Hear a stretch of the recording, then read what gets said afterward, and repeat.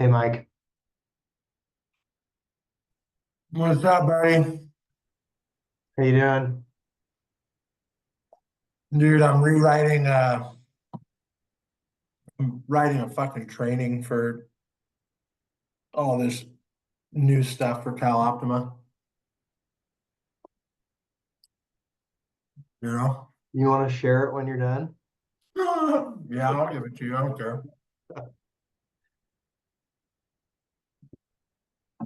I'm coming through like 50 pages of policies and procedures guides. Do you like copy and paste that stuff, or like do you write it all new? Because when I have created PNPs, I tend to use another one as inspiration. Yeah, so we have from the DHCS policy guide and the Cal Optima policy guides, Annalisa wrote our internal policy guide for all of it. And so like what I'm doing is just rereading that for like the integration and just like linking what's applicable. But when I wrote the ECM policy guide, it was literally just all from the DHCS one, pretty much. I don't like doing, you Wait, know. sorry, I'm being nosy. What are you guys writing about with ECM? Cal-Aim community supports like housing stuff. So Mike and I work for different organizations that do similar stuff. So we know each other from outside of here. So inevitably work stuff kind of bleeds into our school relationship. I'm asking because I work for an ECM program. Oh, really? What program? With Penny Lane in Are you in Commerce. LA County? We do. No, they're not. Well, I think they have some contracts with LA County because they do FSP on that side, and then they do RFA, I think it's called. So they have a few. They have a lot of different agencies or programs here, but ECM is one of them. No. So I'm the ECM program manager, soon to be like, I don't know, in February, overall community supports manager. And I'm like rewriting, I'm basically like making a training for staff that goes over a lot of the changes that they've implemented on the Cal Optima side. And I'm like Mhm. remaking a new care plan for like a comprehensive care plan for all community supports instead of each one individually. Oh my God, thank God. It's such a pain in the ass having to do with all of them. So I'm at LCM, so I help them with their care plans and then also am working with community supports, but it's such a pain in the butt. What agency are you with? Friendship Shelter in Mhm. South Orange County. Nice. Oh, okay, we're LA County. I think we had I don't know her name, but she came and spoke to us in one of the classes and she said that because LA County only does 12 of the community supports. Hmm. But I think she said LA County does all 14. I mean, Orange County. They Orange do. County does. We only do the housing trio and ECM and Dayhab. The other community support, like, I mean, who's, I don't know if I'm gonna make anybody mad, but like, what's, asthma remediation is a community support? Like, what? I I don't don't even even know know what what to that do with is. that, to be honest. Go get an inhaler, dude. Yeah, I don't. Yeah, I don't know. I feel like we're working a little bit harder, just because. Oh my, how funny! We have like our little ECM thing right here. Right. um, we were working harder because I feel like community support's like, what are they doing for us? No offense, but No, yeah, I don't. there was a meeting yesterday that me and Mike went to that was, it was facilitated by some third party that's reporting directly to DHCS, and ours was all of the providers. Oops. And the Hi. general deal was, hi, Hi. I'm trying to plug this in. Just give me 1 second and then we should all be able to see each other. cool. Uh-oh. Where did everybody go? I don't think they're gonna be able to see us, are they? Well, so supposedly. Wait for it. Yes! I did it. I get really excited about small victories. So now, can you guys see the other folks too in the room? We can only see you. Or no? Yeah. Can you just see? Okay, I think I have a strategy for this.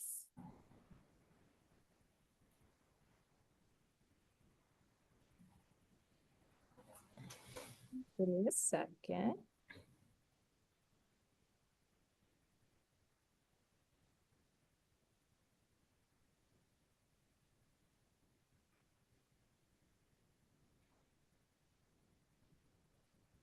Which community supports do you guys provide at Penny Lane, Kimberly? Supposedly all of them. We do housing, we do connecting them to mental health, all of them except for I think it's the rent one. Like we connect them to shelters, even though I don't know. I just don't. I think it's a lot of extra work. Like I don't know. I have some frustrations with the program. So do I. There is no community supports provider that doesn't have the same frustrations. Yeah. The meeting yesterday was just community supports providers like complaining to this consulting firm about their MCPs, and it was kind of Because they're all comical. different. Like They're all different, and It was an interesting first half hour of that meeting. Everybody's concerns are the same, no matter what MCP people are working with. Like the implementation and rollout was all flawed. It's just there's a lot of room for improvement, you know. but Just a it's kind of changing like the landscape of homeless services forever. Like it's never going to be the same. And it's not really like possible for homeless service providers to participate in they can't opt out anymore because of like the way that the funding's structured. Like the only way to be competitive in federal grants now is to like integrate the campaign work into like the program delivery. Okay, so let me. So kind of just needs to happen. Can you Zoom, folks, in a minute? I'm going to ask if you can see my presentation on your screen. Can you see it? yes. Yes, Yes. success. Oh, I'm so proud of myself for what took way too long. So what I'd like to do, and I don't know if this is going to work because this is not my strong suit. Are you guys able to see the other students? Oh, now we can. Yeah. Yes. Oh, it's like this is wrong. This is gonna be a very good day for me. Hey, So what Darcy. you is have us just say hello and do a check-in and get started so everyone can meet everyone. So everybody here, hi, I'm Dr. Bailey. Nice to see you guys. You all know me from other areas of life, I'm sure. Hi. Hi, Dr. Bailey. Zoom folks, I would love for you to start the introductions. Can we start with Michael Rowe, please? And you can just say who you are, what you're interested in for PBH, and maybe like a fun fact about yourself so we can all get to know each other. Yeah, absolutely. Hi, everybody. My name is Michael Rowe. I am interning at the Orange County Healthcare Agency in the DUI Drug Court Clinic. Ken, we were just on a call together earlier. What's up? I'm really interested in mental health services, particularly like treating substance abuse disorders. I'm really excited to be at the internship that I'm at because I've wanted to work in the drug courts for a long time. So a fun fact about me is I bake lots of sourdough bread. Oh, that's amazing. I love that. Now I'm gonna stalk you. In a non-reportable kind of way, of course. How about Ken? Let's go. Ken, would you like to introduce yourself? Sure. Yeah, I'm Ken. I'm interning with the Orange County Healthcare Agency in the adult and older adult behavioral health as a contract monitor. My work history is in homeless services. I actually worked at Friendship Shelter back in 2018. And I've worked for PATH as well. And that's my career goals are to stay in homeless services. Awesome. Thank you so much. Kimberly, how about you? Hi, I'm Kimberly. I am interning at Anaheim Community Hospital. They have two sides. They have an LPS side, and then they have a incompetent to stand trial. So I am on the incompetent to stand trial side. I am working with those who are incarcerated get competent to stand trial, which is really nice because I think I have a soft spot for mental health and reintegrating them into society. So perfect match. And yeah, I'm excited for this program. I love mental health. I want to learn more. That's Oh, and my awesome. fun fact is I have a schnauzer and she's literally my whole personality.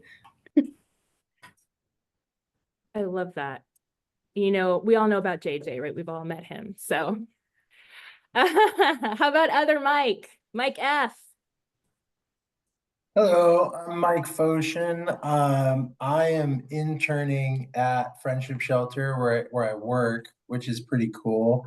I'm doing direct client therapy. I mean, that's the main reason I did this program and wanted to get the degree is so I could do therapy for people that like don't want to engage in traditional mental health systems or where they may have been like let down by those systems.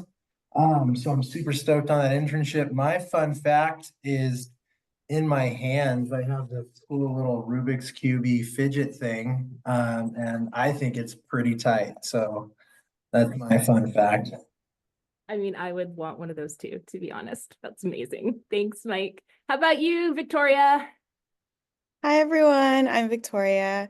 I'm currently interning at Okapica, which is community mental health. We predominantly serve Asian American and Pacific Islanders who I'm very, very passionate about working with. And a fun fact about me is I have a bearded dragon and his name is Yoshi. I'm so jealous. I really, really want one of them, but I'm afraid JJ might eat them. So I'm not sure it's the right match for placement, but Yeah, maybe not. yeah, or he might just be scared of him. But anyways, thanks. That's amazing. Sam, how about you? Hi, everybody. My name is Sam. Currently, I do PEI with a school district over in Ontario. Interested in just learning like the whole scopes of behavioral health care. I do mental health services right now. And a fun fact about me is I used to do radio actually at Cal State Fullerton. Awesome. Thank you so much. Who else did I not get? I haven't gone. Okay. Hi everyone. This is Emmanuel. I go by Manny. I currently interning at Hoag's Mental Health Center, doing direct therapy, also leading a women's empowerment group. I think I got into this field to kind of just pay back what I've learned throughout my life and early childhood experiences. I come from a medical trauma background, so a lot of the help that I've gotten has made an impact and helped me a lot to get to where I'm at now. So it's my way of paying it forward. Thank you, Manny. I love that. I think that is all of my Zoom folks. I hope. Let's go with in-person folks. Let me start with you, Caitlin. I'm interning at Kaiser Behavioral Health right now. I kind of just wanted to do the PBH program just because I want to learn more about like the inside parts of like public behavioral agencies that serve like the underserved. And then one fun fact about me is I really like to bake like cookies and cinnamon rolls. You and Michael R could have a bakery. A social services bakery. I would go there. There'd be with a cookie on the side, sourdough on the side. I'm down. I think that is absolutely behavioral health. How about you, Darce? Hi, I'm Darcy. I see a lot of familiar faces either on Zoom or actually, it's nice to see some new folks here in person. I'm currently interning at Silverado Hospice, so I'm learning a lot about a population that I have not worked with previously. Most of the folks that I work with have memory care issues. So it's been really interesting to learn different vantage points of kind of how to do services with them. I'm interested in the public behavioral health and all the learning that it has to offer, because I would really like to work in a public setting in my career. And really work with vulnerable populations. So yeah, and then a fun fact about me is in my free time, if I have it, I like to refurbish furniture or, you know, make like lamps and stuff. I need to recover a chair, so we should talk. Yes, that is what my 87-year-old dad really wants for Christmas, is his grandmother's chair recovered. So I am in an upholstery search right now, a big one. I So just went to Joann's Fabrics. we should definitely talk about this. Leon, go ahead. Hi everyone, my name is Leon. I'm currently interning at Adult Protective Services down in Santa Ana. I think I'm very interested in like investigating, but also kind of case management styles, because it's really cool to see how we have older adults like thrive in their environment, but also see like how they themselves are actually thriving in their environment. I think that's a fun fact about me is like I do like to cook, but I'm not like a baker like Caitlin or the other one, so I can't really help open a bake. That's okay. We still love you. You're still very welcome here. Oh, yeah, I will. Okay. You want to introduce yourself and then we'll. Yeah, my name is Leslie. I'm currently interning at Older Adult Services, and then one of my fun facts is let's see, I like walking. Well, I love walking in nature. And I love how the campus has like a little, I forgot what The it's called. Arboretum. Yeah. Yeah, I love that too. And That's it. Short and simple. Last but not least. My name is Beatrice. I'm also interning with Adult Protective Services in Santa Ana. And I also like the investigative work. I feel like you get to meet all types of older adults who are in low income or even high income, and the different types of struggles or resources that you can provide there. So I'm having a lot of time learning. My fun fact is I have been asked to sing at a few weddings, and one of the weddings will be this coming Saturday. Oh, fun. So much talent. Okay, thanks everyone. This is gonna look strange. I'm sorry for the in-person people. Hi, you guys all know me. It's Dr. Bailey. I'm going to be presenting today, and then I want to introduce my esteemed colleague, Professor Alvand. A lot of your people over there. I know. Okay, so the topic for today is building resilience through practicing relentless self-care. Part of being a mental health professional is taking care of you so that, to quote the famous Professor Mendez, you are the healthiest person in the room so that you can provide for others what they are needing. So we'll just go ahead and get started. Okay. So, by the end of internship, do you ever feel like this? Show of hands. I feel like that by noon most days, right? Or this? Or maybe this. Pulling out your hair, frustrated, overwhelmed.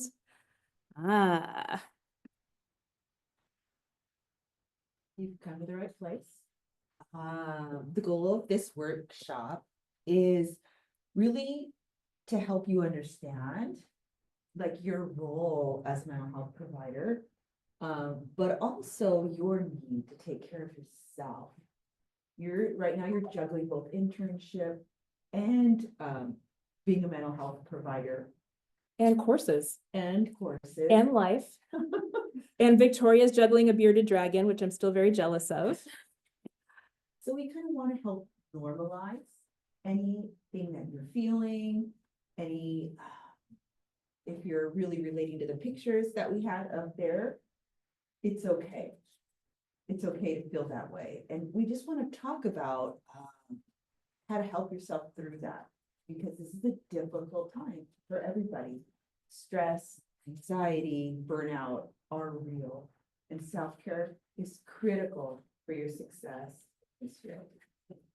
So with the segue, worker burnout, compassion fatigue, and secondary trauma. We hear these terms all the time in the literature, or your supervisors might mention them to you, but I don't know how deep to really go into discussing what that means practically and in your lived experiences and in your clinical work. So let's start with compassion fatigue. All of us come to social work because we care. All of us come to social work because we have a heart for those who are in need, because we have compassion. But compassion is not a limitless well. It too can run dry if you use too much and you don't replenish. And it's really important to realize, especially for those of you who consider yourselves empaths or empathic people, gonna just see how many empaths are in this room. Probably all of you, right? We need to think about how we prevent compassion fatigue. This is the stress that results from exposure to the emotional distress of traumatized people rather than the traumatic event yourself. So when we're helping and when we're listening to other people share their dilemmas, share their struggles, share their grief, share their pain, we sometimes can experience stress with them. We can take that stress in, we can hold it with them. That's part of empathy, right? But when we do that, your body knows. And it often results in a combination of both psychological and physical symptoms that affect your ability to be your best self. One of those is exhaustion. Anybody here ever have any of that? And that comes from balancing the conflicting emotions of empathy and suffering, right? Of the people who you're serving. It's a lot to balance. We all get satisfaction from caregiving, which leads to resilience. But when that caregiving becomes too stressful, when it becomes too much, that we lose empathy. The stress of caregiving can actually impact what we have to give to other people. And this often results in certain behaviors that you may notice in yourselves from time to time. Anger, exhaustion, decreased work satisfaction, decreased work performance, reduced empathy, increased absenteeism, and impaired decision-making, leading to a decline in patient care. And this is really what we want you to start self-monitoring and thinking about, because compassion fatigue is real and it's also very natural, right? It's a natural response to being someone who is helping others. But burnout, I get that a lot, right? That is the state of physical or mental exhaustion that is caused by failure to cope with the stressors in the environment. And when I say failure to cope, that doesn't mean you're failing, but that means that the balance of time for you and the time for service is out of whack, that there's something off, that you are not accommodating well to the stressors. This could be feeling like a sense of you're losing control. It could be decrease in morale or frustration. It could be failing to achieve work goals. And it becomes, after a while, actually an emotional and behavioral impairment to getting your work done. When there's high levels of work and high levels of stress, we often experience these three main components that really affect our ability to help others: depersonalization, emotional exhaustion, and personal exhaustion. How many of you have felt any of these at your internship settings? Anybody want to comment on any of that? Share? Yeah, Darce. Not necessarily with my internship setting, but I think at work, because of kind of double dipping into really similar areas, it's really taken it out of my work life. Yeah, absolutely. Thank you for sharing that. Anybody else? Beatrice? Yes, go ahead. Here, I was also doing work internship in school, and I remember feeling like I could only hold up two. So if I was doing really well at work and internship, my grades would sort of be like, assignments would be in late, and so like I have to keep switching which two I want to prioritize. It really is. It really is. And when you are feeling burnout, when you are feeling compassion fatigue, it's hard to be your best self, right? It's hard to give the services you want to give. It's hard to rest at night. It's hard to be the friend, partner, pet owner, sister, auntie, uncle that you want to be. And so what we want to teach you today is how to kick stress to the curb. We all handle stress in different ways. We all feel stress, right? That's part of being human. But it's when it's not contained that we experience symptoms. And I'm going to let Professor Alaman share this analogy because this is hers. This is her spilled milk analogy. That's great. Oh, think of stress as milk. It's fine in a jug, but when it's knocked all over, it spills all over and it becomes a problem. We all have stress and things in our life. We all multitask. We've gotten to where we are in life because we can handle it. But like when milk is no longer in a jug, it spills all over. It's not good. Same with stress. And so we first have to know how you handle stress. You know, everyone says, oh, self-care and mindfulness and all these great words. But do you really know how you handle stress physically, psychologically, with lots of different ways? Have you tapped into yourself to understand what happens to me physically when I feel stressed? Have you ever thought of that? Some of you are the headache crew. Some of you are the stomach ache crew. Some of you are the I lost my keys crew, right? It's like she knows me. I do all of those things every day. So you kind of can you relate to what I'm saying? So we know what happens when we're stressed, what we feel. But have we thought about how that's impacting who we are, how we work, and how we move forward? Stress can also have like biological impacts. How many of you get sick when you're worn down? How many of you catch a cold? How many of you get a sore throat? How many of you forget to sleep a lot? How many forget to eat healthy? All these things contribute, and it all starts with a stress level that we're not able to manage. We all have stress in our life, but how we manage and contain it will be how successful we'll be, because it can take you down. You know, and also understanding what our limits are. Understanding that sometimes we're not going to be able to reach that goal we thought we were going to meet in the moment we want to meet it.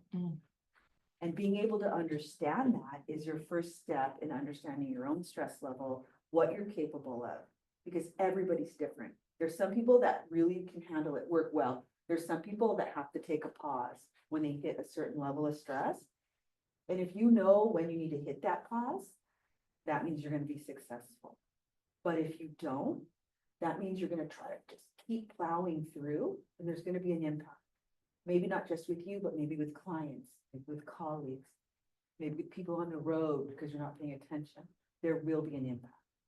So I just want to challenge you to understand, maybe one or two of you could tell me how aware you are of who you are when you're stressed. Has anybody sat and thought about that?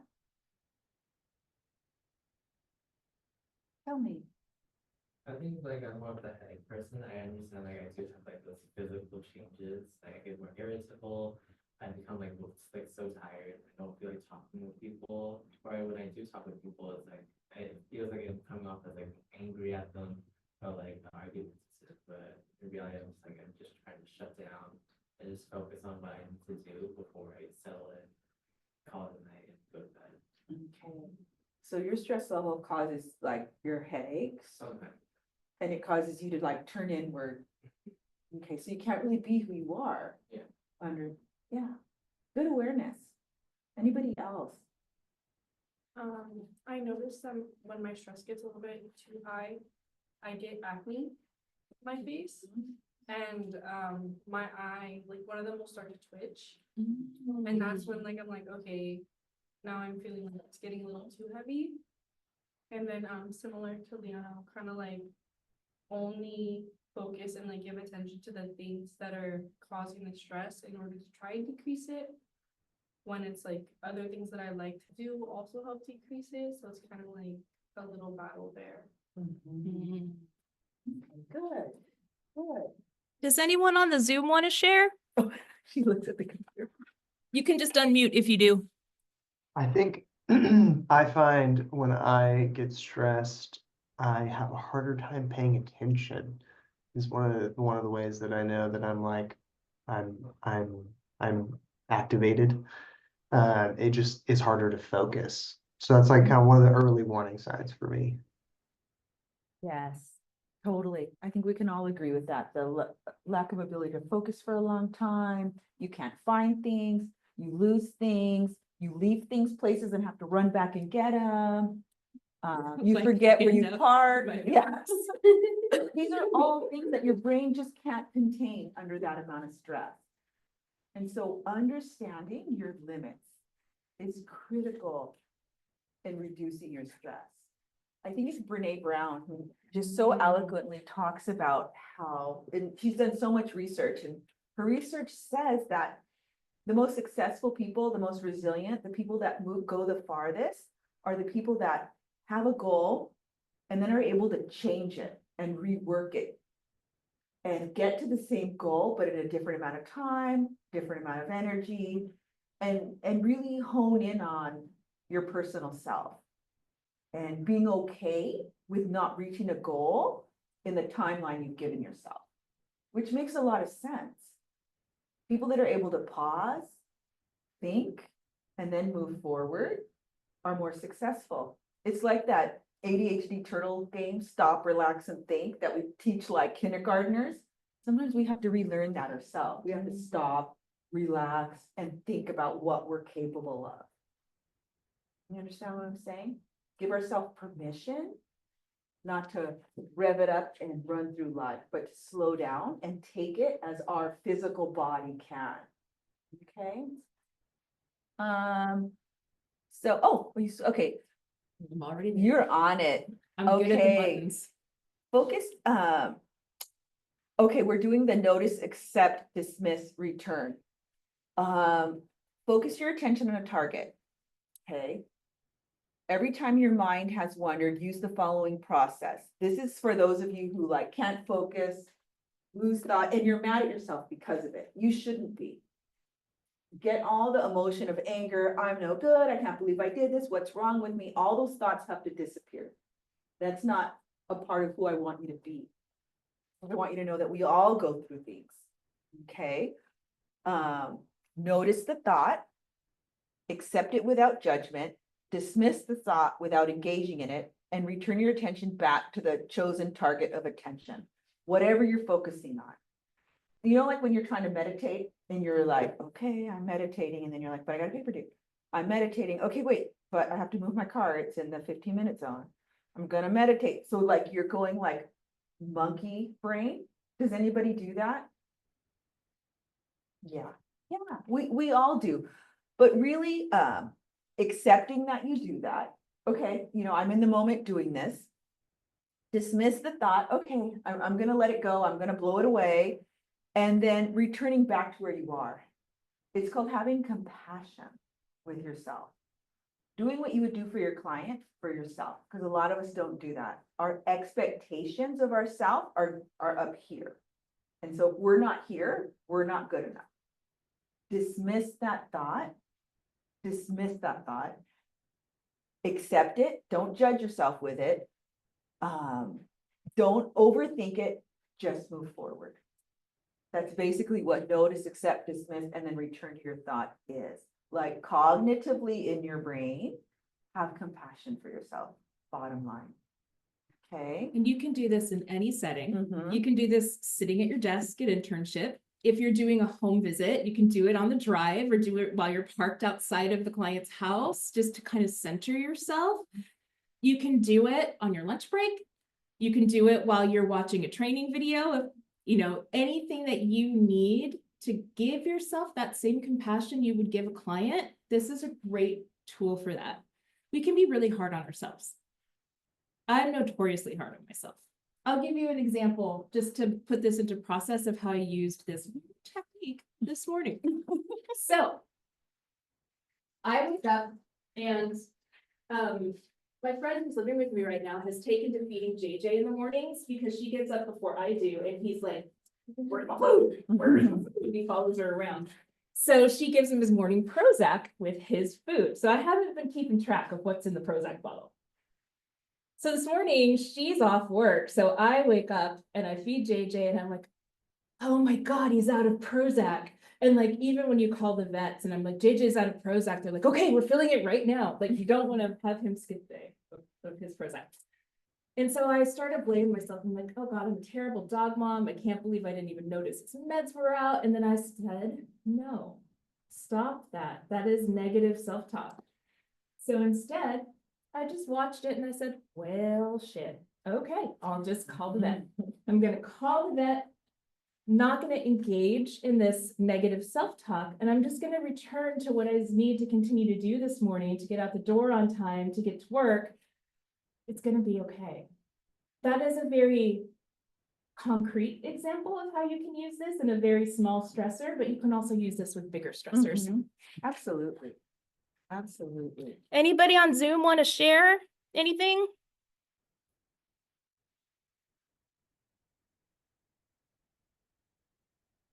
Okay. Shares. No sharers. Okay, that's cool. Let's talk about mindfulness. What is it, right? Yeah. Go ahead. What is mindfulness? We talk about it all the time. All the time. What is mindfulness to you guys? What do you think? Anybody? Being present or grounded. There you go. Being present, grounded. What else? You know, being aware of yourself and like how you carry yourself with others. Being aware of how you're treating others, being aware of things around you. Things like trusting pause for a second. Pressing pause. I love that. We all need to take a pause. Having your mind, being mindful of your moment. How many of you, let's see, you're at a concert or you're somewhere and like you're videoing everything, or you're taking pictures, or you're doing selfies. Like, how many of you do that at special moments? Most of us do. How many of you, when you're doing it, are videoing or taking a picture, really miss the moment? Because you're so busy trying to get the shot or going online or really not being present in that moment of watching something. It happens a lot, and it just kind of skips our consciousness because we're so busy trying to do something, we're not physically there in the moment to enjoy it. Do you understand what I'm saying? And we're not allowing ourselves the space to experience without judgment, to simply be. That voice in your head, those ants, those automatic negative thoughts that seem to crawl all over up in there and get in your candy and make a big mess, can be turned down, muted with mindfulness techniques. By simply being present and reserving judgment, a lot of these automatic negative thoughts that really do slow us down or get in the way of our performance can be neutralized. So let's talk a little bit about what those are. Automatic negative thoughts, ants. Okay, that's what we'll call them. One of them is all or nothing thinking. If it's not perfect, you have failed. Leon,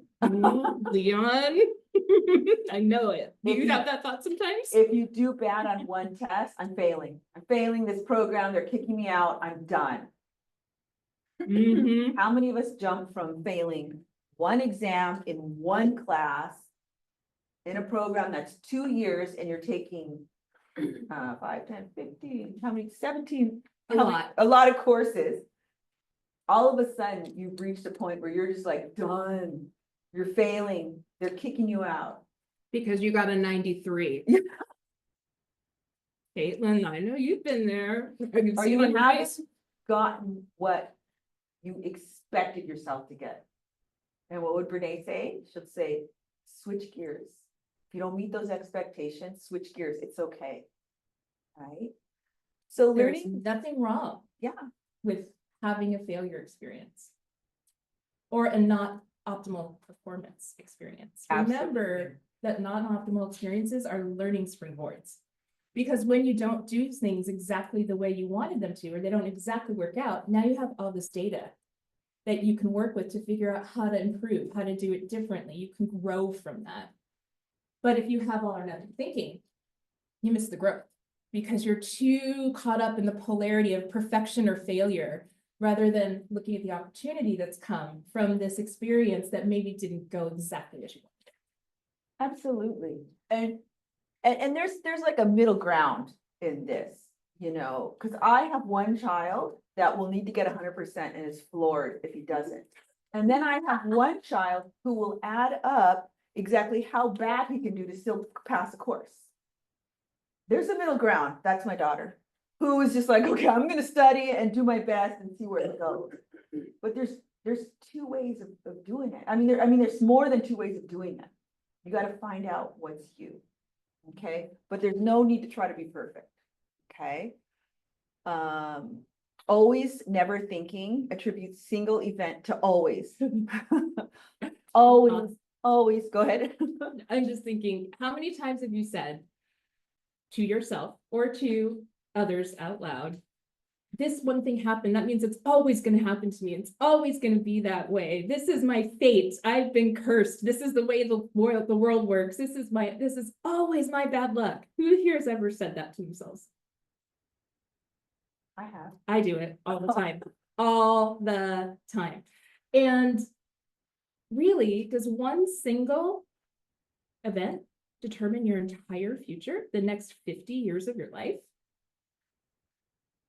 But it's easy to get caught in that. Go ahead, Leon, you have something to say, huh? Sometimes do a joke. Because I just think it's fun for me. Like, oh my God, it's a red light. It's always going to happen. I'm always going to go out on bad dates. I'm never going to meet a nice person. That's another one I hear a lot, right? Those kinds of things. Okay, mind reading. You think you know what people think of you, and it's always bad. All the time. You think that you could read people's mind. And guess what? Sometimes we misinterpret. Sometimes we're doing our own negative thoughts. And so we're thinking other people have those thoughts about us too. When guess what, gang? Sometimes people don't care. Sometimes you're not that important to them. Sometimes they have their own business that they are all engrossed in, and they're not evaluating you. They're not even aware that you're there until they have their attention brought to you. But it's so easy. Like this happens to me a lot. Like somebody will say, like, I'll be doing something and I'll be in my like zoned in focused mode, and somebody like, hi, Dr. Bailey. And I'll be like, oh, hi. And I'll just keep doing it. And they're like, she hates me. She hates me. And I'm like, no.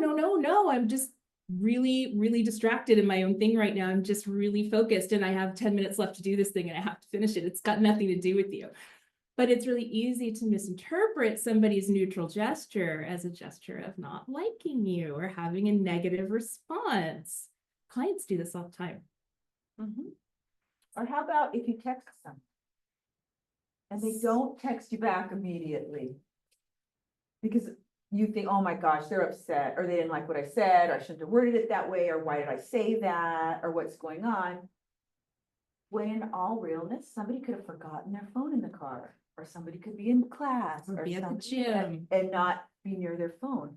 But we automatically think there's something wrong with what I did. Or are they mad at me? Or why did they leave me on red? What's going on? Anybody have that thought? Anybody go through that? Yeah, All the time, right? we Yeah. do. No, I mean, like, I accidentally read the text message and I don't respond. Yeah, but it's not because you're mad or angry or don't like that person, right? So I forgot. You forgot or you're moving on with other things. Yeah. Mm-hmm. Zoomers, anything you want to add? Yeah, I wanted to say, I think sometimes too, like automatic negative thoughts can be like more like not so extreme either. Like sometimes like it takes some like self-reflection and some like um a little bit not that all of these aren't, you know what I'm saying? Like, it takes some self-reflection sometimes to like identify these things, at least for myself, you know, like, for example, I love to complain about CalOptima, and it is like an entirely acceptable thing in my place of work. And it's unfortunately, it's like, it's not good for my mental state. And it can be, so I guess I experience some of these automatic negative thoughts to be a little bit more like sometimes more subtle and more insidious in some ways, and just like really extreme, like it's always bad, or it's just like, it's like, oh, this one thing, I associate this thing with, or this entity with like irritation or something like that. No, I think that's a great point, Michael. And I think too that those insidious automatic negative thoughts can sometimes really lead to burnout very, very quickly. Like you said, it's not necessarily good for your mental health, right? Agree. Agree. Okay. Personalizing, taking everything personal. It's always about you. Okay. Labeling, I didn't realize we're running out of time, so I'm gonna go a little faster. Labeling, you attach a negative thought to yourself or everybody else. Blaming, it's always somebody else's fault. Okay. Sometimes we do this. Oops.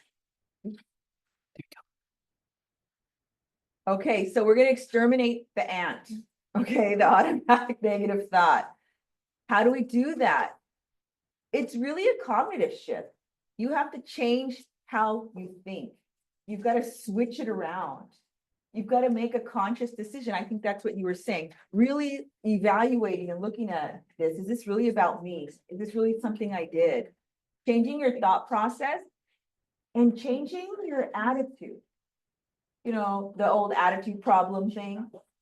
Sometimes really reflect on how you're responding to people, how you're doing things, how you're interpreted, just really, really looking at how you're doing things and doing them differently. Okay, and so there's a few more you want to. Yeah, and we have some examples. So one way to reframe or change your thinking when you have that sort of it's always going to be this way sort of thought, you can say, you can change, well, you're always late too. Sometimes you're late, but you try to be on time, right? You can give yourself more grace. You can be more honest about it, right? You can say, you know what, it's not a negative intent that you're late, but sometimes you are and sometimes you aren't, but you're always trying. You can change, it's your fault we are late to, I could have met you and that might have made it faster. We could have done this differently. There may be a way we can problem solve about this. So instead of blaming, we're problem solving. We're taking a shift, right? Here's some automatic negative thoughts that can be really hurtful. I'm fat. I'm not beautiful. I'm this. I'm out of shape. I would like to be more in shape. I would like to be thinner. I would like to spend more time on my self-care routine. There are ways in which you can still have goals that are based on growing and making positive changes to yourself or to your image that don't have to result in labeling yourself with something that's actually mean or unkind, right? You can change. People think I'm stupid. Well, maybe, but they don't really know me very well, do they? If they knew me, they might think differently. Or my favorite one is, that's on them. That's their problem. That is not about me. They can think what they want, but I know who I am. I understand myself. Oh, here's a great one for Cal State Fullerton. Never find parking. It's never gonna happen. You actually might not. No, sure. This one, maybe we shouldn't have used this exactly. Here's this one. You can change that too. Eventually, yeah, we will. We'll find the closest one. It may be over in College Park, but we will find the closest one. We will get there, right? So there are ways that you can take these extreme thoughts and soften them. Ways you can exterminate the ants. Ways you can make them more helpful thoughts to reduce your level of compassion fatigue and to actually create more compassion for yourself. Because if we give all of our compassion away to other people, we're going to get burned out. We have to continue to give it to ourselves.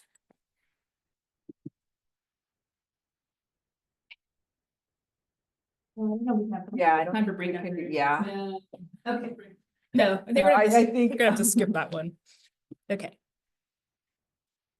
Okay, here's a few techniques for self-care at work or internship.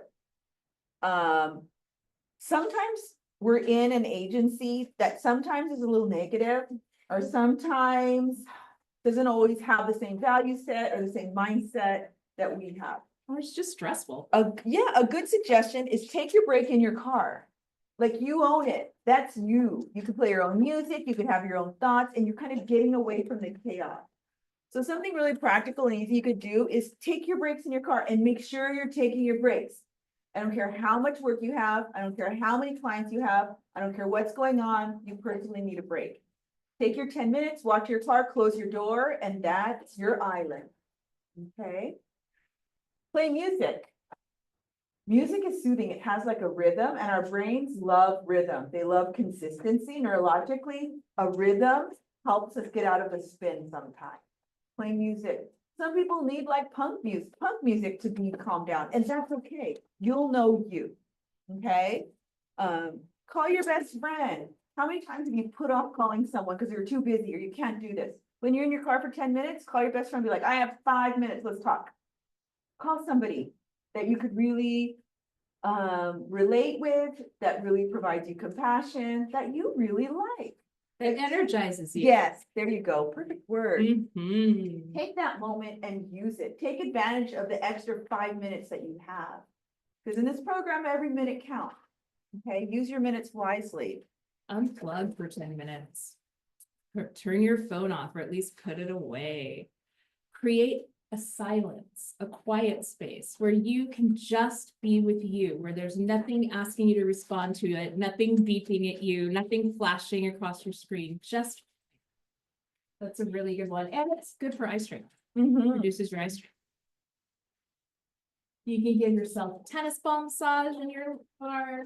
You can do a crossword puzzle, you can read a book.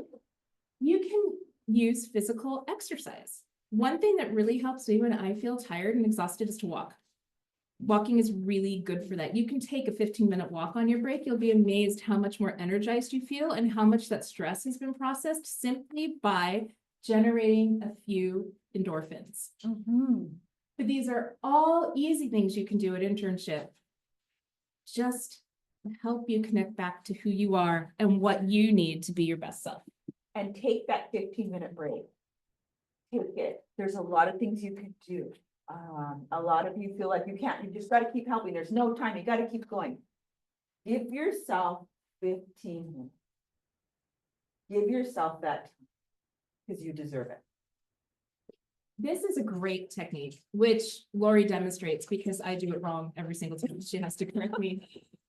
But it's something that can be a somatic exercise. Hey guys. Class in here at 1. Okay. Follow the wagon. Yeah, back to the office. Okay, it's the hand chopping technique. A lot of times when we're stressed, Can we you have a stand lot. in front of the camera so they can see it? Oh, okay. Here, Bailey, the camera's been off.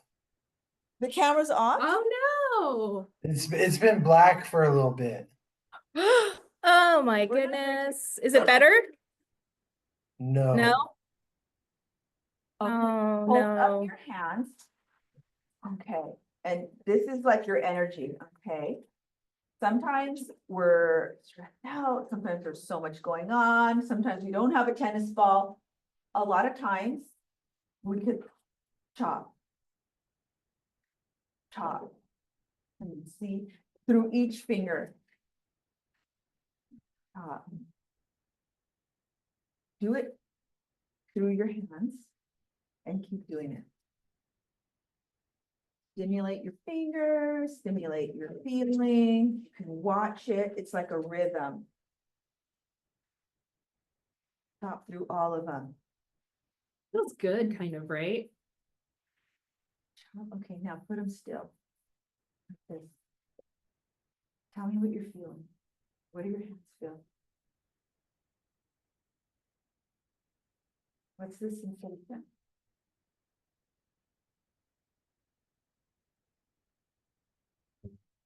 Well, maybe it's not too hard. Leon was really chopping over there. Can you feel like a tingling sensation? Does everyone feel like a tingle? Not like a needle, but like a tingle? That's the energy. That's your energy. And if it's negative, let it go. Let it out, like push it out. If it's not, bring it back in. Bring it back in. You can even touch your chest with it. There's little techniques you can do and breathe it, like feel your breath, feel your chest go up and down. Sometimes you just need a moment to feel yourself, to feel your hands, to feel your energy, and to either let that energy out or bring it back in, depending on where you are.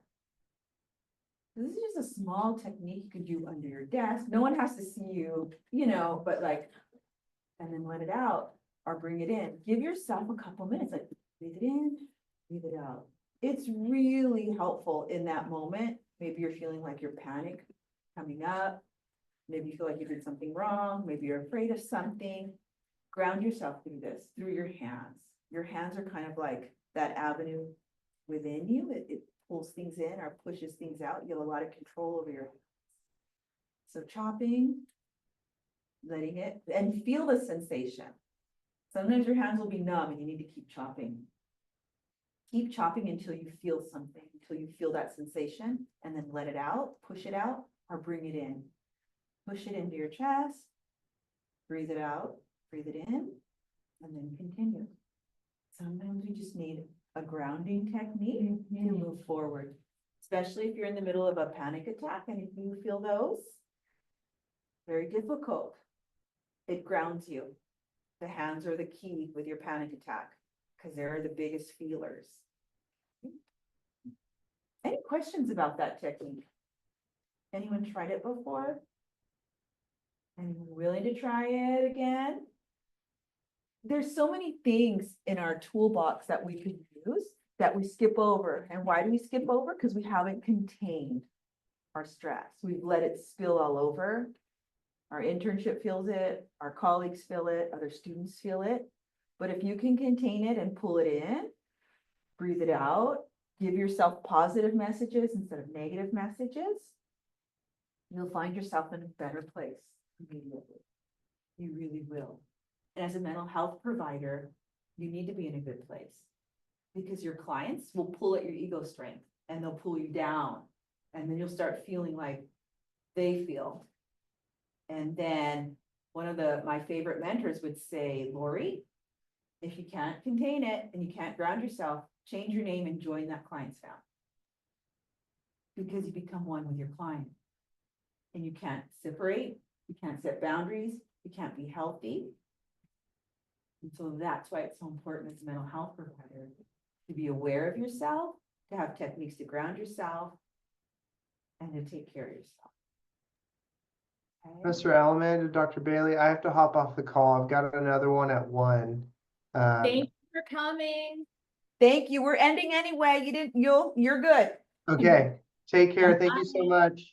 Bye. Anyone else on Zoom have anything they want to share? I'm sorry the camera isn't working. I don't know how to fix it. No, thank you so much. You're welcome. You're welcome. Thank you. You're welcome. Anyone Thanks, here? Okay. Welcome. I'm sorry we missed the hand chopping technique. Yeah, I would have loved to see a We'll demonstration. do a follow-up next semester. You know what? I will film Lori doing it and I will post it onto your PBH or APS campus.